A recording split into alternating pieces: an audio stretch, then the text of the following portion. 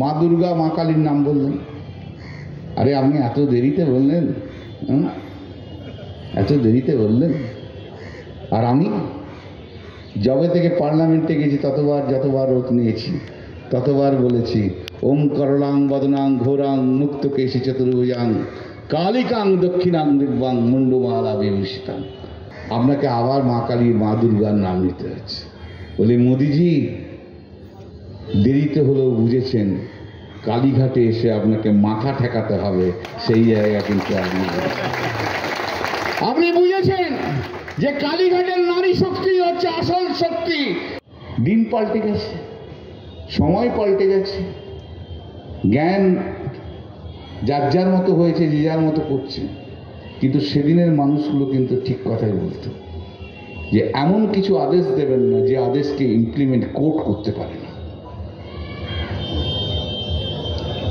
আমরা যাব, সবাই আসবেন সেদিনকে, যাব আমরা শহীদ তর্পণ করব।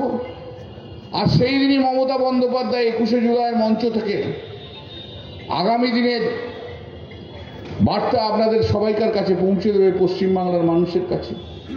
সেই বার্তা নিয়ে আমরা 2026-এর নির্বাচনের জন্য এগিয়ে যাব এক এক করে। আজ সারা ভারতবর্ষে অনেক কিছু পাল্টে গেছে। যিনি পার্লামেন্টে দাঁড়িয়ে ভারতবর্ষের বিভিন্ন জায়গায় বিভিন্ন মিটিংয়ে বলেছিলেন আমি ভারতবর্ষের পাহারাদার, আপনারা নিশ্চিন্তে থাকুন। সেই পাহারাদারকে বিশ্বাস করে এপ্রিল মাসে পেহেলগামে এমন তিনি পাহারা দিতেন যে টেররিস্টরা হাঁটতে হাঁটতে হাঁটতে হাঁটতে এলো, 26 জনকে গুলি করে মেরে দিয়ে হাঁটতে হাঁটতে হাঁটতে হাঁটতে চলে গেলেন।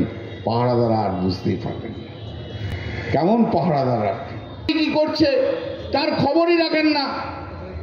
আগে আপনি ভারতবর্ষের মানুষের কাছে দোষ স্বীকার করুন,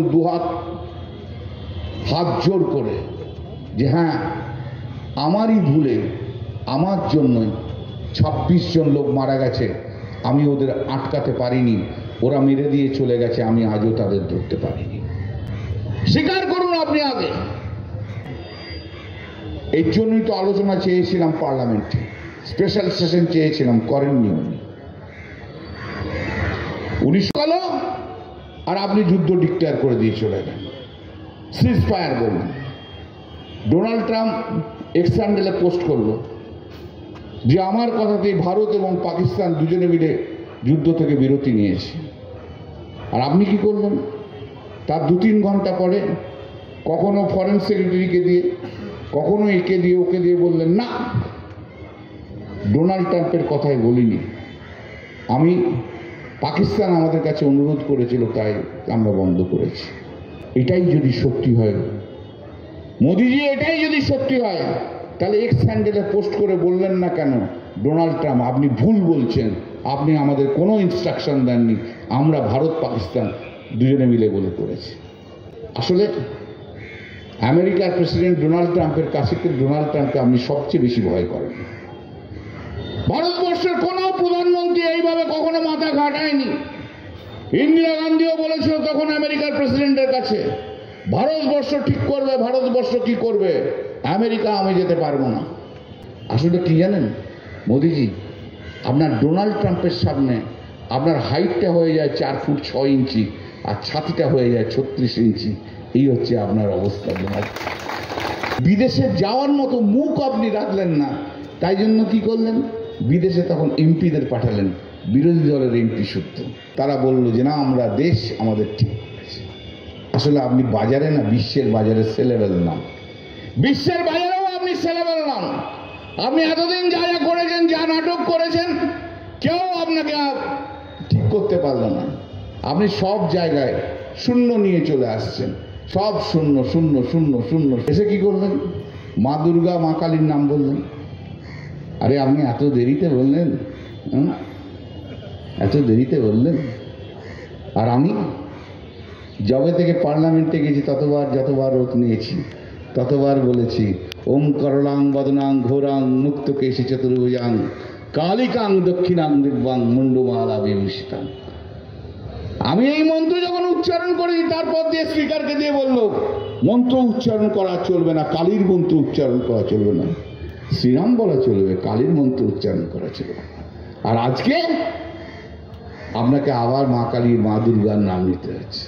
বলে মোদিজি দেরিতে হলেও বুঝেছেন, কালীঘাটে এসে আপনাকে মাথা ঠেকাতে হবে, সেই জায়গা কিন্তু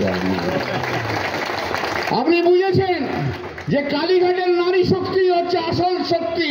সেই আসল শক্তির কাছে আপনাকে মাথা নিচু করতে হবে যদি আগামী দিনে টিকে থাকতে হয়, নাহলে আপনার শ্রীরামে হবে না, কারণ আপনি শ্রীরামকে বিজেপি শ্রীরাম করে দিয়েছেন। কালীঘাটে এসে মাথা আপনাকে ঠেকাতে হবে, নারী শক্তি। শুনে রাখুন মোদিজি, আপনার তো সেই রাজনৈতিক লড়াইয়ের ব্যাকগ্রাউন্ড নেই।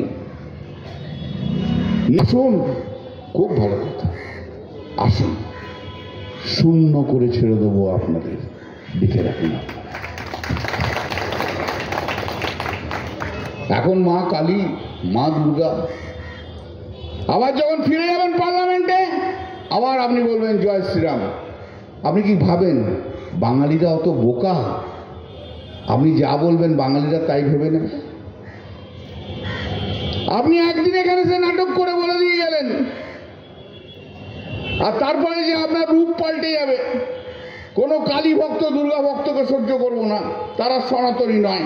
শুধু শ্রীরাম বললেই শুধু সনাতনী হয়, আর কালী ভক্ত, রাম ভক্ত, কালী ভক্ত, জগন্নাথ দেব ভক্ত, দুর্গা ভক্তরা তারা সনাতনী হিন্দু না। কি হিন্দুত্ব জানেন আপনি? কতটুকু হিন্দুত্ব জানেন?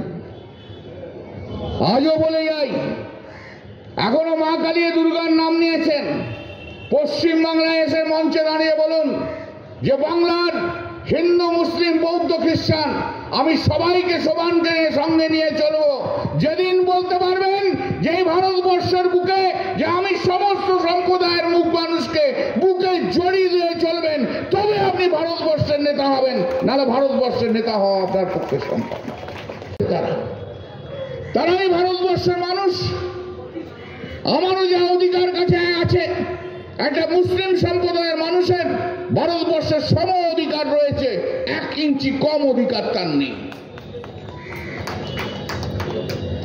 আপনি তাদেরকে ভাগ করে দেবেন, তাদেরকে বাদ দিয়ে দেবেন।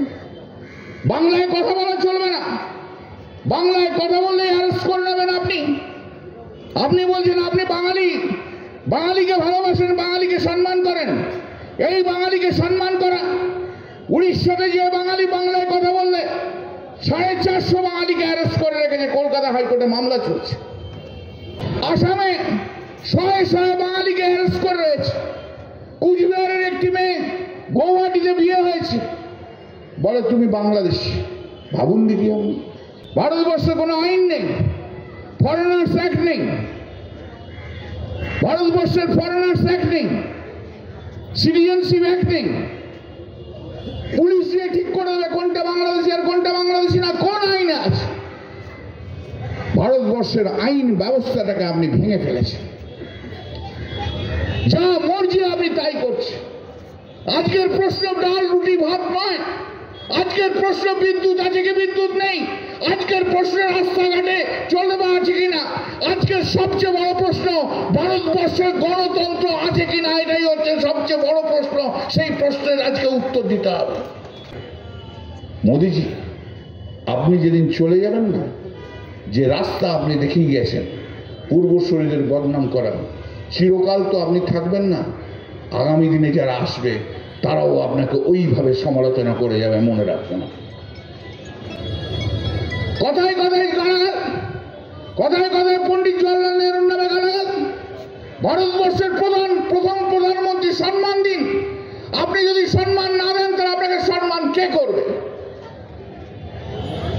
যখনই বিপদে পড়বেন তখনই পণ্ডিত জওয়াহরলাল নেহরুর নাম দেবেন, আর অন্য সময় পণ্ডিত জওয়াহরলাল নেহরুকে গালাগাল দেবেন। আপনার লজ্জা করে না? আপনার মৃত ব্যক্তিকে প্রতিদিন পার্লামেন্টে টেনে নিয়ে এসে তাকে একদম কাটাছিড়া করেন, আপনার লজ্জা করে না?